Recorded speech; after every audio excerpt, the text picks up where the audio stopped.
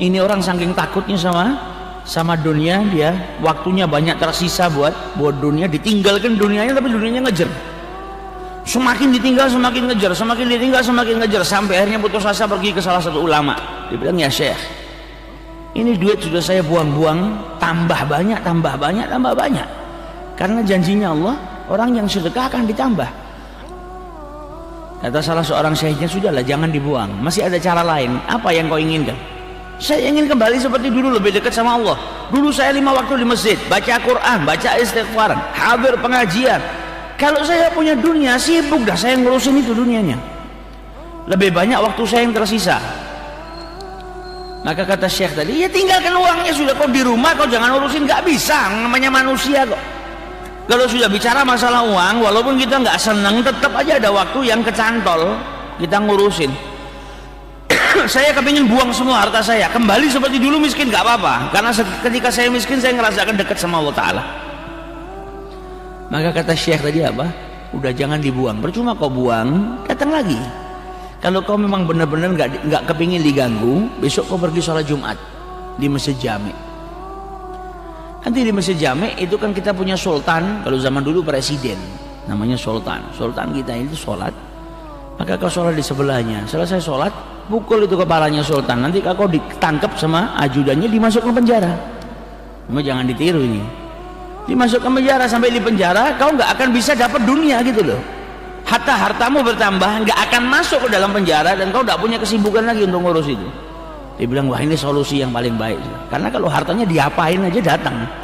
Karena rezekinya manusia sudah diatur sama Allah Subhanahu Wa Taala. Akhirnya Jumat dia datang jam 10, cari tempat duduk sebelahnya sultan. Sultannya datang, duduk, dengarkan khutbah Jumat. Selesai sholat Jumat, dipukul itu mahkotanya sultan, sampai mahkotanya jatuh. Ajudannya semua megang dia, dipegang mau dihukum. Kata sultannya, cukup, jangan diapa-apakan orang ini. Loh, sultan ini orang kurang ajar, dia memukul mahkotamu sampai terjatuh.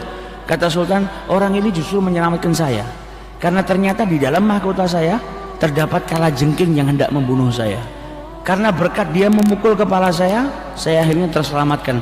Maka untuk rasa terima kasih saya berikan setengah dari kekayaan saya, tambah kaya lagi. Nah ini orang kalau sudah dicatat sama Allah rezekinya gitu, ya dia mau lari kemana aja nggak akan hilang.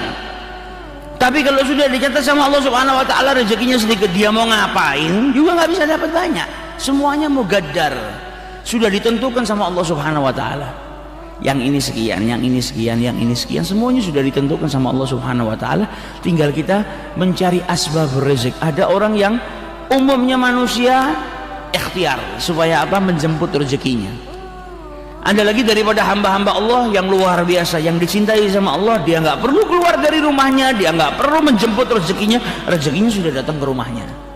Ada kualitas-kualitas yang berbeda. Ada yang harus keluar, ada yang duduk di rumah pun rezekinya sudah didatangkan sama Allah Subhanahu Wa Taala karena cintanya Allah Subhanahu Wa Taala kepada hambanya. Makanya terkadang ada orang ucapan ini kan doa. Ada orang ditanya mau kemana? Mau keluar kerja. Ngapain? Cari rezeki.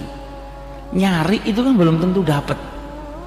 Makanya terkadang orang yang keluar dari rumahnya niatnya mencari rezeki, dia muter-muter aja nggak dapat karena nyari ini biasanya sesuatu yang hilang itu kalau dicari susah ketemunya. Tapi ada orang-orang yang paham ucapan ada doa, mau kemana? Mau menjemput rezeki, karena dia tahu rezekinya sudah ditentukan sama Allah, saya tinggal keluar ikhtiar untuk apa? Menjemput rezeki saya. Nah menjemput sama nyari lain. Kalau nyari ini masih 20-80% nggak dapat, 20% bisa jadi dapat karena nyari, harus muter bingung. Tapi kalau jemput sudah pasti, tinggal datang ke tempat yang telah ditentukan dia ambil. Itu bedanya orang yang menjemput rezekinya dengan orang yang mencari.